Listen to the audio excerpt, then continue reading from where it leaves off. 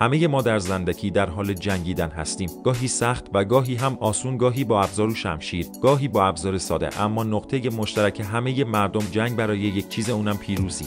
حالا این جنگ اگه نبردی برای زنده موندن باشه، دیگه چاره‌ای جز برد و شکست دادن حریف رو نداری.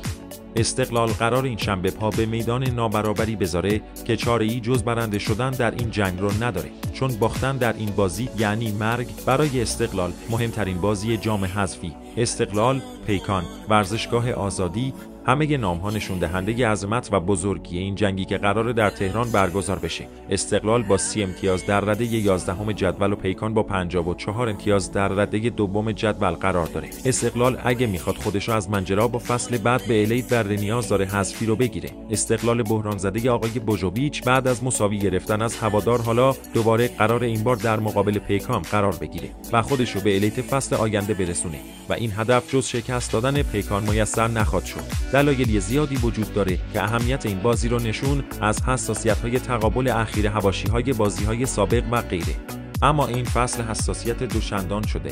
هر دو تیم نیاز به برد دارن و این بازی برای هر دو تیم مهمه و شاگردان بوژوویچ برای حداقل هدف کسب سهمیه فصل آینده چاره‌ای جز شکست دادن پیکان رو در این بازی نداره.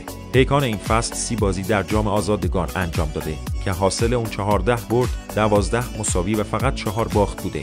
استقلال هم با وجود نوسانات شدید، تعویض‌های مکرر سرمربی، مصدومیت‌ها و بیماری‌ها و کشمکش فراوان در قالبه 27 بازی 6 برد 12 مساوی و نه باخت در کارنامه این فصل ثبت کرده. طبق بررسی که کردیم تیم پیکان در 5 بازی گذشته هیچ باختی نداشته و تیم استقلال هم در 5 بازی گذشته هیچ بردی نداشته و افشین صادقی بازیکن پیکان و دیگر بازیکنان پیکان با 2 گل زده بهترین گلزنان این تیم هستند. اونا بازیکنان جوونی دارند و بازیکنان سرعت و مشکلی که استقلال داره کند بودن دفاع‌های استقلال هستند و این موضوع میتونه برای استقلال مشکل ساز باشه. این بازی در استادیوم آزادی برگزار میشه و این بار برخلاف بازی‌های قبل باید از تیم حمایت کنیم و به استادیوم بریم برای حمایت تیم و این مأموریت به ما هواداران سپرده شده تا از تیم حمایت کنیم. پس خواهشی که ازتون دارم اینه که هیچ صندلی خالی نباشه و پرچم استقلال رو در این بازی با به وجود اومدن این شرایط جساس در این بازی به بالا نگه دارم.